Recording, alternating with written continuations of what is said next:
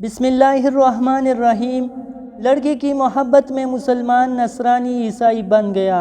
ایک آدمی جو کسی مسجد کے مینار پر چڑھ کر اذان دیا کرتا تھا، ایک دفعہ پڑوس کی لڑکی پر اس کی نگاہ پڑ گئی۔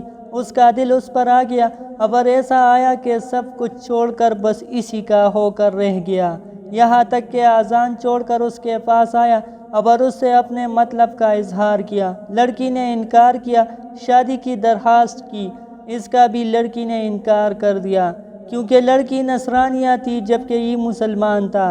اس لڑکی نے شادی کی یہ شرط رکھی کہ اگر تو بھی میرے ساتھ نصرانی بن جائے تو یہ شادی ہو سکتی ہے۔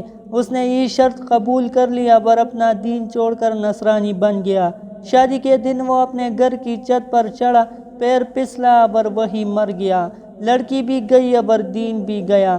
دنیا و آخرت خسارے میں رہی۔ اسی لیے تو حضرت سلیمان علیہ السلام نے اپنے بیٹے کو نصیحت کرتے ہوئے کہا کہ بیٹا، شیر اور سانپ کے پیچھے چلو مگر عورت کے پیچھے مت چلو، کیونکہ شیر کے حملے اور سانپ کے ڈسنے سے صرف جان جاتی ہے، لیکن عورت کا پیچھا کرنے سے ایمان بھی جاتا ہے۔ اس طرح لکڑیوں کو آگ کا معمولی شعلہ جلا کر خاک کر دیتا ہے، اسی طرح نظر کا فتنہ دولت ایمان کو بھسم کر دیتا ہے۔